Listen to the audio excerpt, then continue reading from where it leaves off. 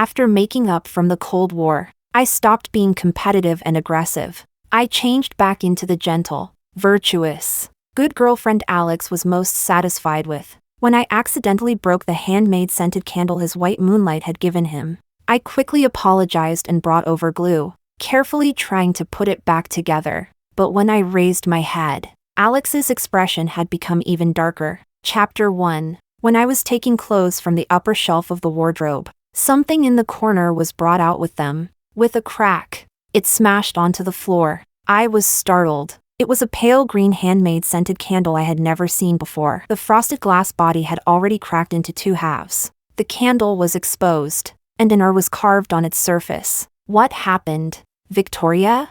A tall figure appeared at the bedroom door. Alex was wearing a well-tailored suit. His black hair was thick, and his noble, handsome face carried its usual calm indifference. When he saw the scene on the floor clearly, his expression changed slightly. I quickly apologized. "I'm sorry, I really didn't mean it." I glanced at the time, then said, "I'll see if I can glue it back together." I busied myself, searching everywhere for tools, but Alex's expression grew darker and darker. While I patiently mixed 2 kinds of glue, he walked over and grabbed my wrist. "Enough. Stop fixing it." He took the applicator stick from my hand and threw it into the trash, along with the scented candle that had broken in 2. I did not ask anything, but he took the initiative to explain. This thing was indeed given by Rita, but it was only to thank me for firing the person who sexually harassed her. There was no other meaning.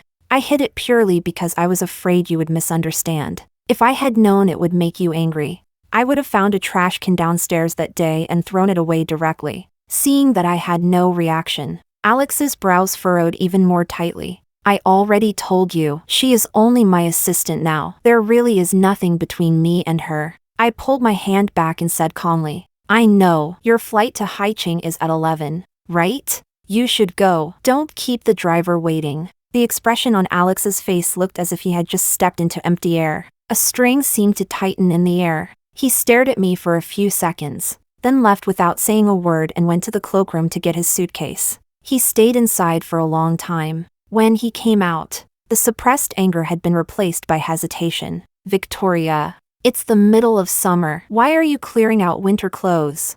Only by clearing out old clothes will there be space for new clothes." Alex looked doubtful and still wanted to ask more, but the doorbell suddenly rang. Rita's delicate, gentle face appeared on the monitor. A wide-brimmed hat, a beige long dress, dressed as if she were going out on vacation. She urged softly, "Alex, we should go." Alex's temple twitched, and he quickly walked to the door. Through the microphone, he coldly told Rita to go downstairs and wait. After a pause, he walked back, slowly pulled me into his arms, and coaxed me gently. "All right. Stop being childish. You also came up from being an assistant. You know all about upward management, don't you? Why bother being so petty?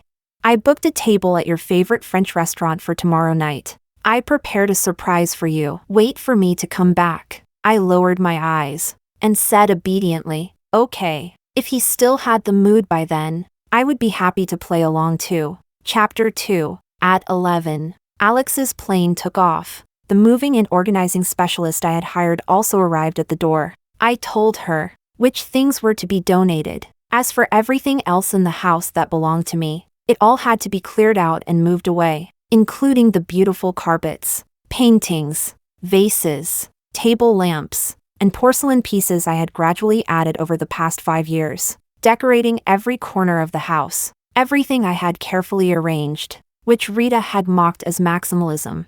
I had no intention of leaving any of it to Alex, who had never given an opinion about it one way or the other. Workers came and went, and my traces in the house gradually retreated, like chopping down a flourishing flowering tree. In the end, only an ugly stump remained. I was on the balcony making a phone call when I turned around and saw all this. My heart suddenly contracted slightly for an instant. Everything and everyone had changed. At 12, all the things had been packed, filling up a small truck. The truck set off.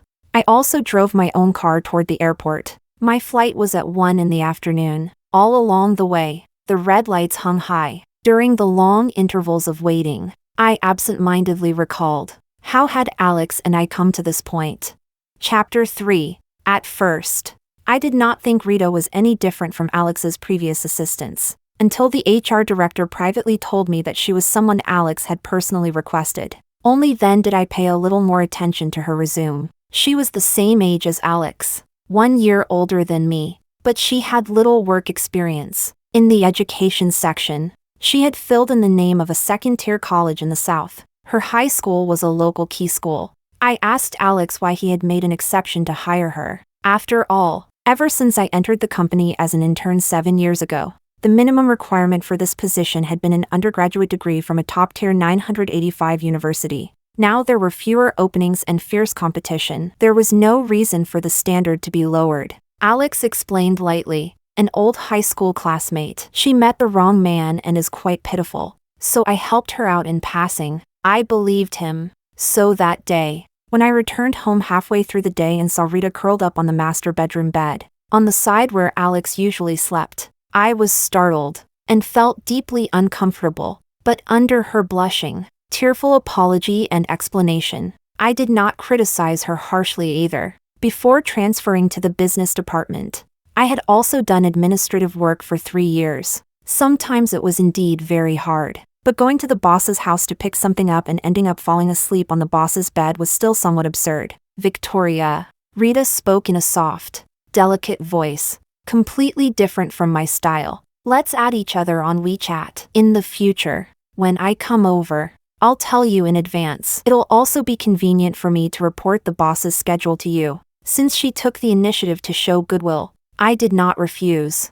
After that, I often saw her posts on Moments. Most of them were selfies from when she accompanied Alex to various business occasions. Whether intentionally or not, Alex would always be included in the shot. Sometimes it was a hand wearing a watch. Sometimes it was the upright back of a man in a suit. Others might not be able to tell, but I could recognize him at a glance. At first, I did not take it too seriously, until one day, she posted a clear front-facing photo of Alex giving a speech at some technology forum. The caption read, 10 years have passed, and someone has grown into a dazzling adult. Now even a fool could see what she was thinking. Because of work, she had added all the department managers on WeChat. Not a single person liked or replied to it, but many ordinary employees excitedly asked what was going on below. Gossip and rumors spread. Overnight, more than half the company was heatedly discussing how the new assistant in the president's office seemed to be the president's first love.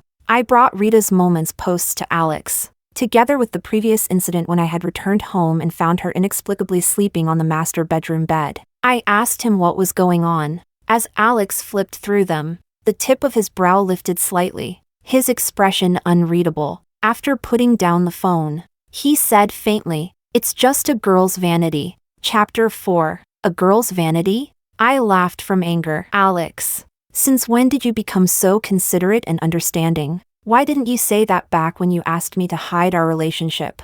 At work, whenever I interacted with Alex, I always restrained myself and observed proper boundaries. He also clearly separated public and private matters, and had never given me any special treatment. In 5 years, I had never posted such ambiguous moments. Alex was silent for a moment, then compromised. How do you want to handle it? Rita had seriously violated professional standards. According to company regulations, she should be dismissed. No, Alex rejected it outright. I was very surprised. Why? She still carries hundreds of thousands in online loans owed by her ex-boyfriend. Firing her now would be no different from pushing her into a fire pit. I can help her find a job somewhere else. Can the job you find pay more than her current salary? I looked at him in disbelief. That is also determined by her own ability. I said, you gave her an opportunity. She was the one who messed it up. Who can she blame? Besides, haven't you always separated public and private affairs? Why is she the only exception? Could it really be like what they say, that you still can't let go of your old feelings for her? You're asking me? I'd like to ask you instead. Alex coldly interrupted me. Victoria, after becoming director, how did you become so aggressive? This accusation was so shocking that I did not react for a moment. I was only discussing the matter itself. I had not deliberately made things difficult for anyone. What right did he have to say that about me? Was I really that aggressive just now? Chapter 5. Regarding my career development. The disagreement between Alex and me had existed for a long time. From the very beginning, he did not approve of me transferring from administration to business. He thought I was asking for hardship. He hoped I would stay by his side forever as his assistant, and as his secret lover. After such days continued for a year, on an ordinary weekday morning, Alex and I left home together. When we took the elevator downstairs, he pressed the buttons for the first floor and basement level 1 as usual. When I stepped out of the elevator, I heard him say behind me, "See you at the company." I pretended to be in a hurry and did not respond. 10 minutes later, on the crowded morning rush hour subway, I struggled to send him a message. I gave him 2 choices: either let me transfer positions, or break up. He gave me the cold shoulder for a few days, but finally agreed. Transferring from administration to business was harder than I had imagined, but doing difficult things always brought rewards. After I gained a firm foothold, my relationship with Alex no longer became gossip. With his tacit approval, our relationship was made known within a small circle of management. When we went out together, I no longer had to be on edge, afraid of being seen by colleagues. I could hold his hand openly and naturally under the sunlight. Even if some people still maliciously slandered me, they could not deny my solid performance. And the corresponding price was this. After changing positions, the time Alex and I spent together sharply decreased, trading quantity for quality. At first, I thought there was nothing bad about it, but Alex clearly had trouble adapting to this, although he had never complained, because he was very difficult to deal with. His new assistants all came to me, one after another, to ask for experience. Every time a new face appeared, it reminded me once again, my choice had caused trouble for Alex, and even endless future problems. This matter had always been like a black stone, pressing heavily on my heart. I worked desperately hard, wanting to balance both work and him. I did not allow myself even the slightest mistake, because Alex did not like strangers coming into the house. We had never hired housekeeping. Once, because I worked overtime, I forgot to pick up the clothes sent to the dry cleaner. Alex had no choice but to wear the previous day's shirt to work. That day, he even received an important client. When he came home that night, not only was he not angry with me, he comforted me instead, but I lost control of my emotions and broke down, crying hard in his arms. At that time, my department supervisor wanted to give me the only opportunity to work at the U.S. headquarters. I declined. From then on, I devoted more energy to Alex. But even so, there were still times when it was difficult for me to balance work and him. That sense of indebtedness continued to haunt our relationship like a ghost,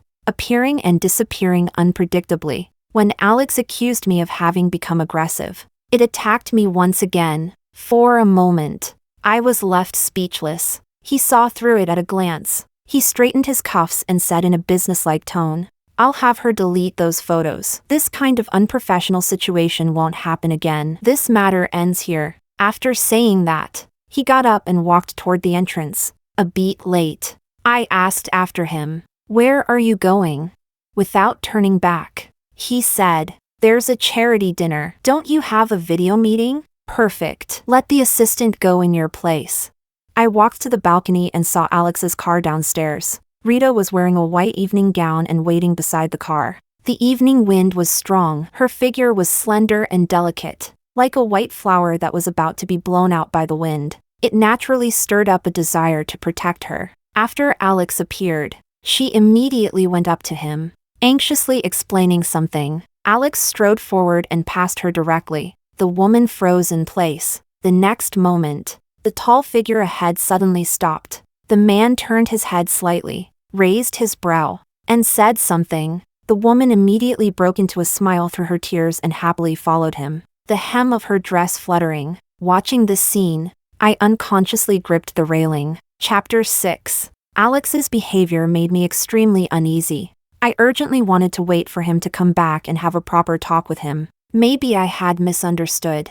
Maybe there was some hidden reason behind it. But he did not come back for a long time. He did not answer calls, nor did he reply to messages. Uneasy and restless, I waited until the early hours. While showering, the bathroom heat lamp malfunctioned, and I tried to repair it. My phone suddenly vibrated twice. Alex had sent a message. When I was taking Rita home, we ran into her ex-boyfriend causing trouble. She was frightened, so I'm staying with her at a hotel for the night. Rest early. Don't wait for me. I froze for a moment. The back of my right hand accidentally touched the hot surface of the heat lamp, and a wave of intense burning pain instantly shot through me. I had no time to care about it. I immediately made a video call to him, but after ringing for 1 second, it was directly hung up. It's not convenient. If there's anything, we'll talk tomorrow. Looking at that cold line of text, a string in my mind snapped with a pop. When I called again,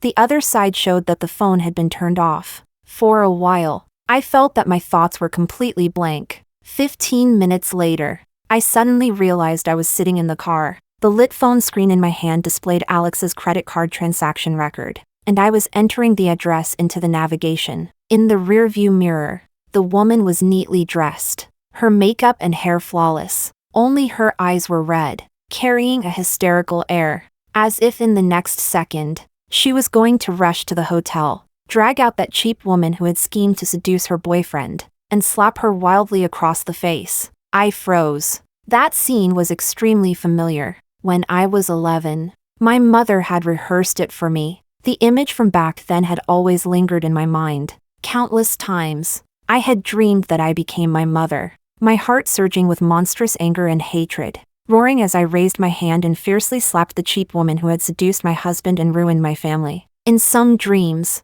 I grabbed the fruit knife on the bedside table and stabbed her. Then I would wake up crying. During the passionate stage of our relationship, after one time we were intimate, I had told Alex about this. I told him that if one day he betrayed me, I would not let myself fall into such a quagmire again. I would leave him directly. I would never let the mistake he made become a punishment for me. It won't happen. At that time, he kissed my hair and promised gently and solemnly, I will never betray you. Chapter 7. In the end, I did not go to the hotel. With swollen red eyes, I returned home like a wandering ghost, my head aching as if it were about to split open. I could not take care of anything else. I swallowed a sleeping pill and slept. At 7:30 in the morning, Alex, who had been unreachable for the entire night, suddenly sent a message. Are you up? I'll come back and pick you up. We'll go to the company together. I stared at that message for 2 seconds.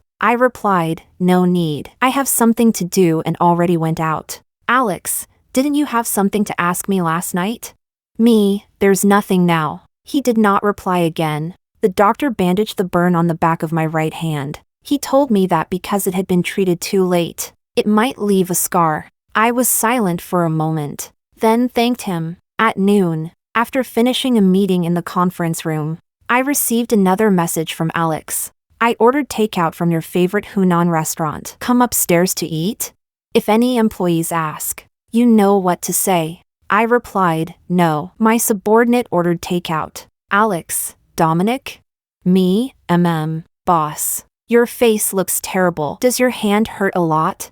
While we were eating takeout in the corner of the cafeteria, Dominic asked me worriedly. I was just about to speak when a sudden commotion rose at the entrance. Alex had come. His gaze swept over the crowd casually. Very soon, it landed on me in the corner. When he noticed Dominic sitting across from me, his eyes darkened slightly. I froze for a moment. He never came to the employee cafeteria to eat. Could it be? The next second, someone behind him tugged at his sleeve. He withdrew his gaze and turned his head. Under everyone's eyes, Rita's expression was intimate. Boss, since you specially brought me to experience the company cafeteria, do you have any recommendations? Alex's cold gaze instantly softened. He thoughtfully helped Rita take a tray, indulging the woman's intentional closeness the entire time, without avoiding suspicion at all. Through his actions, he confirmed to everyone, Rita was not trying to attract attention. The relationship between the two of them was indeed unusual. Amid the excited whispers around us, Dominic looked over there, then looked at me, his expression changing several times. Boss. I remained silent on my own for a long while. Then I said, are you free after work? Let's find a place to talk about your future career development. Chapter 8. After work, I went to the agreed-upon cafe first. Dominic was half an hour late, and when he arrived, he was panting. "Sorry, boss. That Rita suddenly called me upstairs to deliver some documents, so I got delayed." I was a little surprised. What documents took that long to deliver? She also kept asking me about our department for ages, like she was very interested in the business side. I got annoyed by her questions, so I told her that in all these years, the only successful case of someone transferring from administration to business in our company was you, boss. After hearing that, her expression looked a little bad, and then she let me go. After saying that, he winked at me, and I could not help laughing. "All right, let's talk business." Over the past 2 years, headhunters have been contacting me. My breakup with Alex was already inevitable. I asked myself honestly and knew I could not continue working with him. Dominic was a trusted subordinate I had personally trained from his internship days. Before leaving, I wanted to do my best to pave the way for him. But Dominic decided without hesitation to leave with me. "Boss, you're the good superior I only met because I got stupidly lucky. Don't even think about leaving me behind. I'll cling to you like a ghost."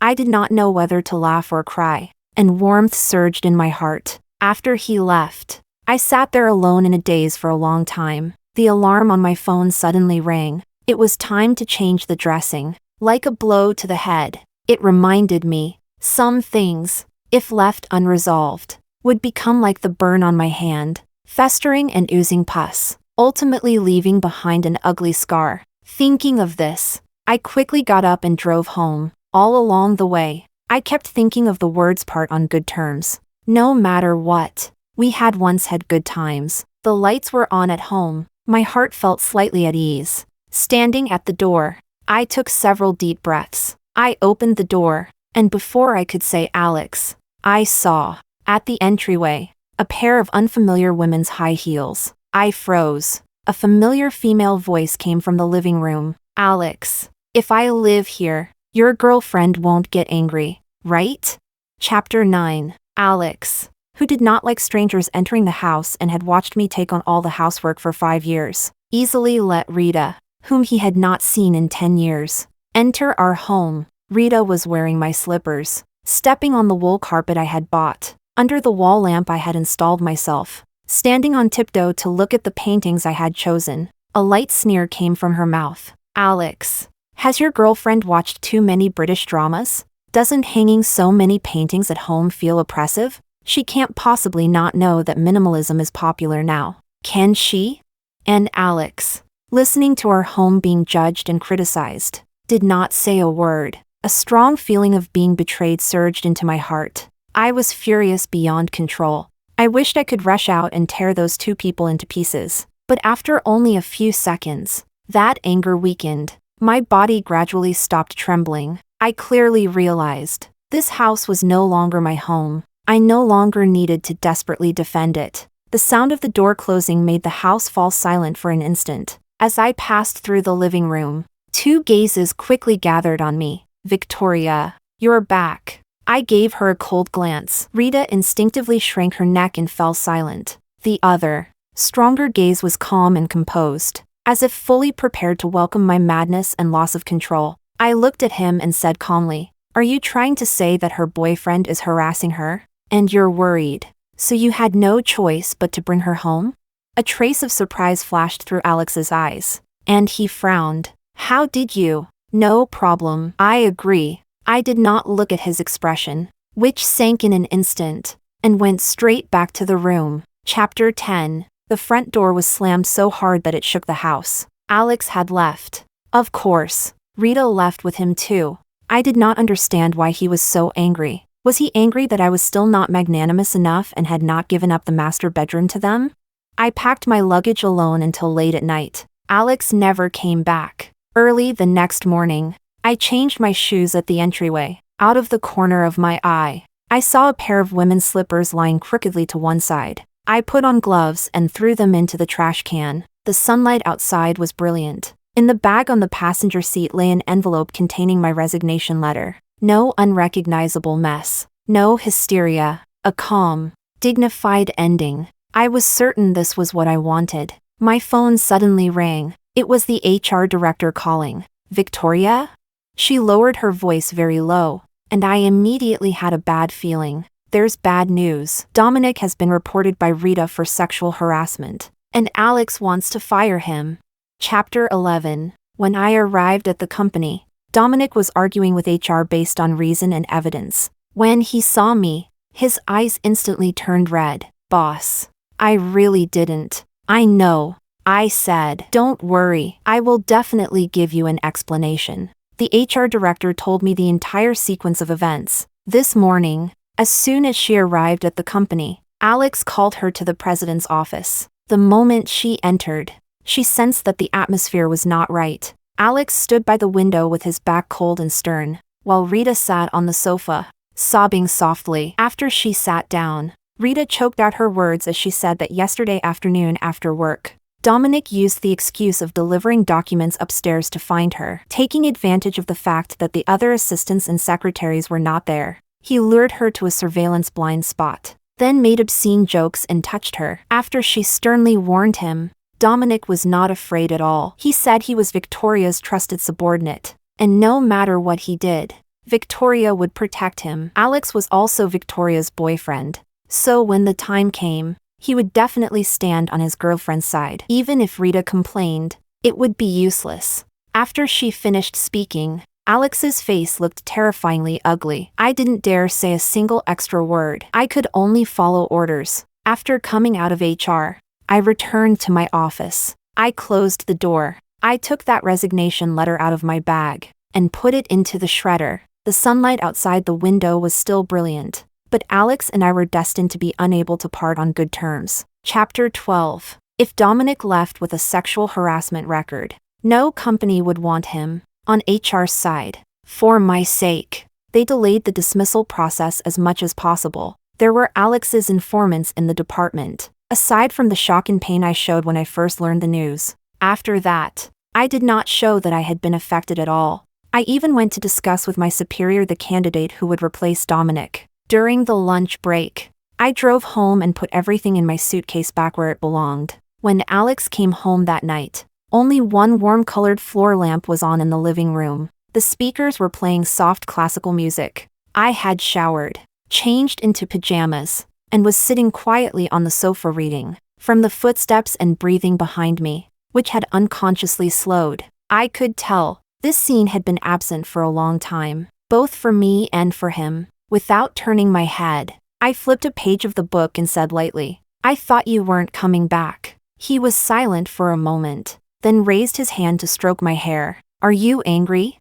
I said nothing. She and I are not what you think, he said casually. After a pause, he added, I spent the whole day waiting for you to come upstairs and find me, to plead for that subordinate of yours. But you didn't come. Why?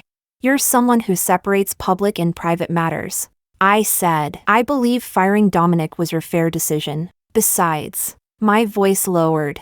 Rita's words are more effective than mine now. I don't want to humiliate myself. Alex was silent for a moment, then gently placed his hand on my shoulder and said warmly, Victoria, how could you think that? You're my girlfriend. How could Rita compare to you?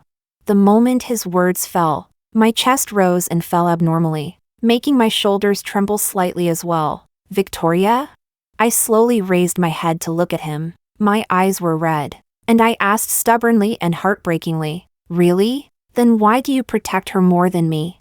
Our eyes met, and Alex froze. The calm and gentle mask on his face cracked, revealing a rare few seconds of blankness. Not receiving a response, I turned my eyes away in disappointment. The next moment, my cheeks were cupped. Without saying a word, Alex wiped the tears from my face. Then he pulled me into his arms and gently patted my back. He said in a low voice, how could I possibly not protect you?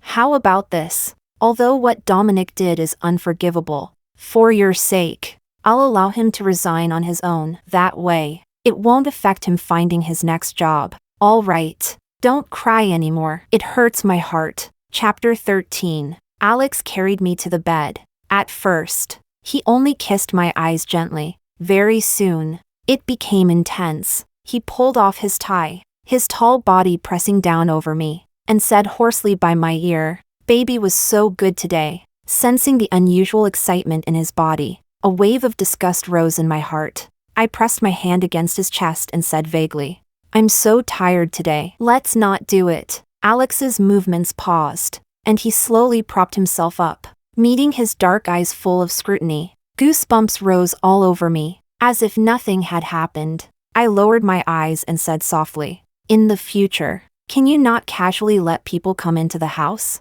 Having to clean and disinfect after coming back from work is really exhausting. Besides, the burn on my hand hasn't even healed yet." When Alex heard the first half, the tip of his brow lifted slightly. When he heard the latter half, he froze, then immediately lowered his eyes to look at the back of my right hand, which was pressed against his chest. Only belatedly did he notice that a large sterile dressing was stuck there. He frowned and said, "You're hurt? When did this happen? How did you get it?"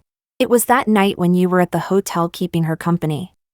"Forget it. It's nothing. I already fixed the bathroom heat lamp, so there's no need to call a repairman." Alex held my hand and stayed silent for a long while. When he pulled me back into his arms, his movements were especially careful. "We're not doing it?" I asked softly. He kissed the top of my head. "I'll owe you first." Chapter 14. I took the initiative to ask for annual leave to stay home and recover from my injury. During that time, I completely put work aside. Every day, I woke up early to make breakfast, tied Alex's tie for him, and saw him out. I went to the supermarket to choose fresh ingredients. I spent half a day simmering a pot of soup. I made a table full of sumptuous dinner and waited for Alex to come home from work. Just like when I had been his assistant, I revolved around him wholeheartedly. Alex said nothing, but I knew he was very satisfied.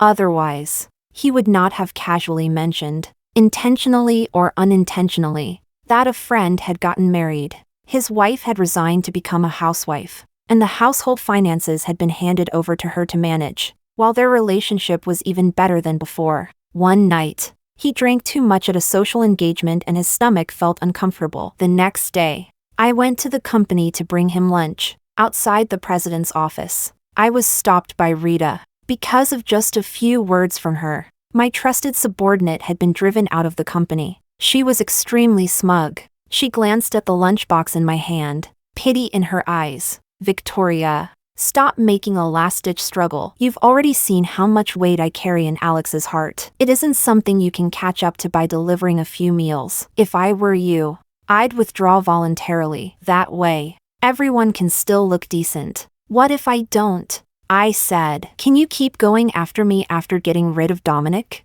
Rita froze. Then, growing alert, she wanted to deny it, but I interrupted her. "Sorry," I said. "I'm a woman. That false sexual harassment accusation trick doesn't work on me. How do you get rid of a director of a core business department? Just moving your lips won't be enough. Use your brain and think carefully, if you have one." Rita's face flushed red, and she said hatefully, "Don't think being a director makes you so impressive." That night at the hotel, when you couldn't get through to Alex no matter how many times you called him, did you ever wonder what he was doing? My expression was calm, only my pupils trembled lightly. Rita noticed it keenly and immediately raised her brows, looking immensely pleased with herself. "Hey, do you know? Even after 10 years, he still likes my bod." Slap!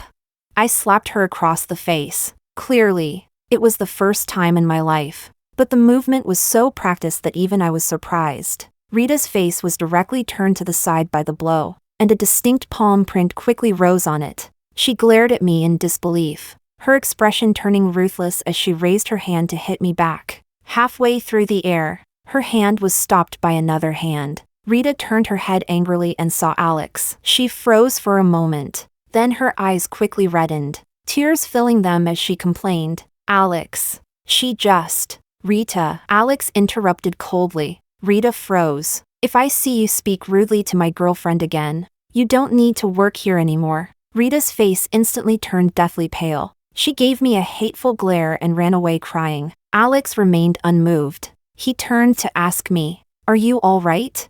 "I'm fine." He glanced at the lunchbox in my hand and said, "Come in first." Alex was waiting for me to ask him, as if nothing had happened. I laid out the food one by one and said gently, "You must be hungry. Eat while it's hot." Alex did not like talking while eating. In the past, I would have found it stifling, but now it suited me perfectly. After he finished eating, I packed up the lunchbox and said goodbye to him. He frowned slightly and said, "Do you have plans next? Why are you in such a hurry to leave? Didn't you say we had to keep it confidential? I'm on annual leave right now. If someone sees me coming out of your office, it'll be hard to explain." Before they finish lunch and come upstairs, I have to hurry and leave. Then I'll walk you to the elevator. No need. What if someone sees? Alex took the tote bag from my hand in a way that allowed no refusal and said lightly, "Let's go." While waiting for the elevator, he looked at me several times, as if he had something to say, but he never spoke. I also had no interest in asking, pretending not to notice anything. The elevator finally arrived, and I breathed a sigh of relief. "Then I'm leaving. See you tonight." When I pressed the floor button, Alex suddenly called my name, Victoria. I looked up and met his straight, fixed gaze. "What is it?" "There really is nothing between Rita and me. Don't believe her nonsense." "I know," I smiled. "You promised that you would never betray me." "I believe you." Alex froze. Then the line of his shoulders relaxed, and his eyes softened. He nodded. "Drive safely. I'll see you at home tonight." Chapter 15. Rita took sick leave. I casually mentioned to Alex that I had not seen Elise in a while. Elise was the only remaining survivor among the assistants who had come and gone around Alex. She had the best relationship with me, and after Rita arrived, she had been marginalized. The next day, Elise was restored to her original position. Every day, diligent and hardworking, she came early in the morning to report Alex's daily schedule arrangements to him. People in the company quickly caught wind of it, all discussing whether Rita had fallen out of favor. One night, heavy rain poured outside. Alex was showering in the bathroom, and the phone placed by the bedside rang. Rita was calling. I glanced at it and ignored it. Very soon, it hung up automatically. Message notification sounds rang one after another. I lifted my head from my book and looked out at the thick curtain of rain outside the window. Cool moisture approached from beside me. Alex, wearing a bathrobe, leaned in to kiss me. I turned my head away. I said softly, "No, it still feels a little disgusting." Alex's movement stiffened slightly. After returning from the company that day, I had stopped letting him touch me. "Every time I'm intimate with you, I think of what Rita said, and I can't help feeling nauseous. I'm sorry." After being forcibly kissed once, I really did throw up. After that, Alex did not dare force me again. "When will it be okay?" he asked hoarsely. I looked at him, thought for a moment, and said, "Why don't you do it for me under the blanket? Maybe if I can't see your face, it'll be better." Alex stared at me expressionlessly, his eyes so dark they were unsettling. I smiled. "I was joking, darling. Give me a little more time." "Okay, ah." The blanket was lifted, and Alex ducked under it in a flash. I froze for a moment. Originally, I had only wanted to humiliate him. When he held my thighs, I frowned and kicked his shoulders twice, telling him to let go. Alex did not make a sound. I hesitated for a moment, then let him be. I might as well use it to release stress. It was better than a toy. During that time, Alex's phone kept ringing, but no one paid attention to it. After it ended, I lay on my side with my back to him, sensing the person behind me approach. I said in a soft, languid voice, "The phone is so noisy. You should answer it. What if it's really something important?" Alex was silent for a long while, then got up, took his phone, and went out. When I was about to fall asleep, he came back and said in a low voice, "I'm going out for a bit. I'll be back soon." Later. I did not know when he came back. I only remembered that between half dreaming and half waking, there was a dark, intense gaze fixed on me for a very long time. When I was pulled into his arms, I struggled a little but could not break free, so I let him be. Chapter 16. Thinking back now, Rita's handmade scented candle was probably given to him that night. After that, she returned to the assistant position. Only her status was no longer what it had been. If Elise had not had another task, this time, accompanying Alex on his business trip would not have fallen to Rita. The flight was at 1 in the afternoon. At 12:30, I arrived at the airport. At the international arrivals exit, I met up with my superior, Sabrina, the company's vice president, and the group of people she was leading. At 1:17, a group of Americans in suits and leather shoes filed out from the arrivals exit. The people from headquarters are here. Sabrina and I exchanged a glance. Then, with smiles all over our faces, led everyone forward to greet them. Chapter 17. At 2 in the afternoon, the China branch gave the VP from headquarters, who had come for an inspection, a report on the previous quarter's work. In the large conference room, senior executives from every department were all present. Only the president, Alex, had yet to appear. Assistant Elise went out several times to make calls, but none of them connected. Seeing that VP George's expression was turning unpleasant, Sabrina smoothed things over. Alex may have been delayed by something on the road. Why don't we let each department report their work first? George nodded in agreement. When I finished presenting on behalf of my department, George's expression had already softened noticeably. I remember you, he said in English. You gave a presentation at the global meeting at headquarters last year. It left a deep impression on me. Then he pointed out one highlight in my report and asked to understand the specific details. This project, from proposal to implementation, was handled by a colleague in our department born after 2000. Why don't we let him explain the specifics to you? George, who had always valued talent, became interested when he heard this. Certainly. Very soon, a tall, slender young man pushed the door open and entered. Dominic politely nodded in greeting to everyone as he walked up to the podium. I handed him the laser pointer and stepped back into the shadows to one side. On the stage, Dominic spoke eloquently in English about the project he knew so well. Below the stage, the appreciation in George's eyes became increasingly obvious. When he learned that this was Dominic's last day at the company, he was very surprised and deeply regretful. Can you tell me the reason you're leaving? Perhaps there is still something we can do. Dominic was silent for a moment, then spoke. It's because I was accused of sexual harassment by one of Alex's female assistants. Even without any evidence, Alex still insisted on firing me. But actually, he said calmly, close friends all know that I'm gay. Chapter 18. The moment his words fell, the conference room went silent. George frowned. The expressions on the faces of the other senior executives shifted unpredictably. Sabrina took the opportunity to pick up the thread and asked Dominic, why didn't you explain the situation at the time? The incident happened too suddenly. I wasn't mentally prepared to come out in front of everyone. Besides, I had a feeling that even if I said it, it wouldn't help. Why? George pressed. Dominic hesitated for a moment, then said, the whole company knows that Rita and Alex were high school classmates, and that she was specially hired as an exception back then. I guess that compared to an ordinary employee like me, he would definitely be more willing to believe Rita. After confirming this with Sabrina, George's face darkened. He said to Dominic, please rest assured, I will prove to you that what the company needs is talent like you, not privileged insiders who act without fear because they have someone backing them. He asked the assistant sitting in, still haven't contacted Alex?